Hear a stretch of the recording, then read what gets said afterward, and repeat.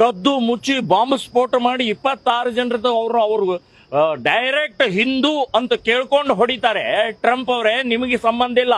ನಮ್ಮ ಆಂತರಿಕ ಸುರಕ್ಷತೆಯ ದೃಷ್ಟಿಯಿಂದ ನಾವು ಯೋಚನೆ ಮಾಡಬೇಕಾಗಿದೆ. ಇಲ್ಲಿ ಟ್ರಂಪ್ ಆಗಲಿ, ಚೀನಾ ಆಗಲಿ ಅಥವಾ ಇನ್ಯಾವುದೇ ದೇಶದ ಸಂಬಂಧ ಇಲ್ಲ. ನಾವು ಖುಷಿಯಾಗಿತ್ತು, ಇಡೀ ದೇಶಕ್ಕೆ ಮೋದಿ ಅವರ ನೇತೃತ್ವದಲ್ಲಿ ಪೂರ್ಣ ವಿರಾಮ, ಪಾಕಿಸ್ತಾನಿಯನ್ನು 100 ವರ್ಷ ಯಾವುದೇ ರೀತಿ ಉಸಿರು ಎತ್ತುವುದಿಲ್ಲ ಅಂತ ಹಾಗೆ ಆ ಪ್ರಕ್ರಿಯೆ ಮಾಡ್ತಾರೆ ಅಂತ ವಿಶ್ವಾಸ ಇತ್ತು ನಮಗೆ. ನೀವು ವಿಶ್ವಾಸ ದ್ರೋಹ ಮಾಡಿದಿರಿ ಅಂತನ್ನುವಂಥದ್ದು ನಾನು ಹೇಳ್ತೇನೆ. ನನಗೆ ಮಾಹಿತಿ ಬಂದ ಪ್ರಕಾರ ಪಾಕಿಸ್ತಾನ ಮತ್ತು ಭಾರತದ ಜಂಟಿ ಅವರೊಂದು ಘೋಷಣೆ ಮಾಡಿದ್ದಾರೆ. ಕದನ ವಿರಾಮ ಅಂದ್ರೆ ಯುದ್ಧ ನಿಲ್ಲಿಸಲಾಗಿದೆ ಅಂತನ್ನುವಂಥದ್ದು ಘೋಷಣೆ ಮಾಡಿದ್ದಾರೆ ಅಂತನ್ನುವಂಥದ್ದು ಮಾಹಿತಿ ಬಂತು. ನಾ ಹೇಳೋದು ರಾಂಗ್ ಡಿಸಿಷನ್. ಇದನ್ನು ನಾವಂತೂ ಒಪ್ಪೋದಲ್ಲ. ಈ ದೇಶದ 100 ಕೋಟಿ ಹಿಂದೂಗಳು ಒಪ್ಪಕ್ಕೆ ಸಾಧ್ಯನೇ ಇಲ್ಲ.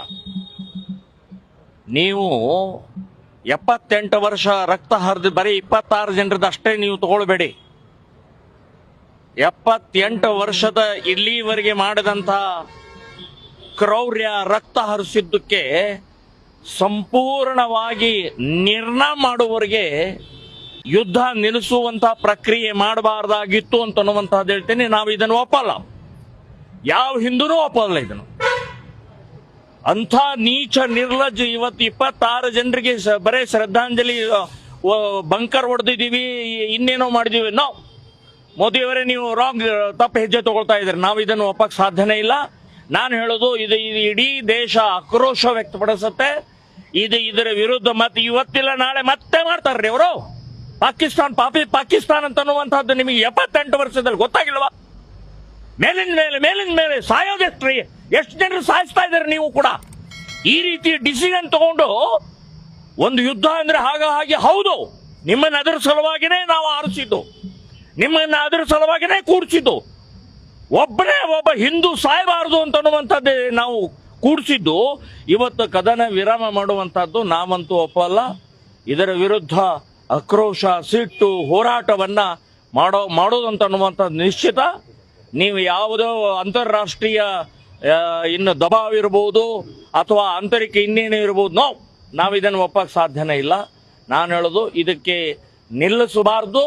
ನಿಮ್ಮ ನಿರ್ಣಯವನ್ನು ವಾಪಸ್ ತಗೊಂಡು ಇವತ್ತು ಏನು ಪಾಕಿಸ್ತಾನದ ಒಂದು ಪ್ರಕ್ರಿಯೆ ಪ್ರಾರಂಭ ಆಗಿದೆ ಅದನ್ನು ಸಂಪೂರ್ಣವಾಗಿ ಅದಕ್ಕೊಂದು ಎಂಡ್ ತರಬೇಕು ಅಂತನ್ನುವಂಥದ್ದು ನನ್ನ ಹೇಳಿಕೆ. ಡೊನಾಲ್ಡ್ ಟ್ರಂಪ್ ಅವರು ಒಂದು ಟ್ವೀಟ್ ಮಾಡಿದ್ದಾರೆ, ಕದನ ವಿರಾಮ ಆಗಲಿ ಅಂತ ಮಾತಾಡಿದ್ದಾರೆ. ಪಾಕಿಸ್ತಾನ ಇದಾಗಿದೆ, ಇವರು ಒಪ್ಪಿಕೊಂಡಿದ್ದಾರೆ.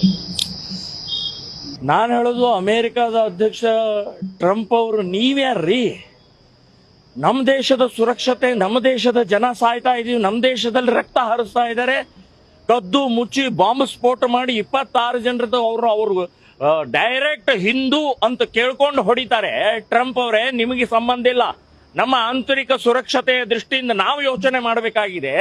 ಇಲ್ಲಿ ಟ್ರಂಪ್ ಆಗಲಿ, ಚೀನಾ ಆಗಲಿ ಅಥವಾ ಇನ್ಯಾವುದೇ ದೇಶದ ಸಂಬಂಧ ಇಲ್ಲ. ನಾವು ಖುಷಿಯಾಗಿತ್ತು, ಇಡೀ ದೇಶಕ್ಕೆ ಮೋದಿ ಅವರ ನೇತೃತ್ವದಲ್ಲಿ ಪೂರ್ಣ ವಿರಾಮ, ಪಾಕಿಸ್ತಾನಿಯನ್ನು 100 ವರ್ಷ ಯಾವುದೇ ರೀತಿ ಉಸಿರು ಎತ್ತುವುದಿಲ್ಲ ಅಂತ ಹಾಗೆ ಆ ಪ್ರಕ್ರಿಯೆ ಮಾಡ್ತಾರೆ ಅಂತ ವಿಶ್ವಾಸ ಇತ್ತು ನಮಗೆ. ನೀವು ವಿಶ್ವಾಸ ದ್ರೋಹ ಮಾಡಿದಿರಿ ಅಂತನ್ನುವಂಥದ್ದು ನಾನು ಹೇಳ್ತೇನೆ. ಇದನ್ನು ಒಪ್ಪಕ್ಕೆ ಸಾಧ್ಯ ಇಲ್ಲ.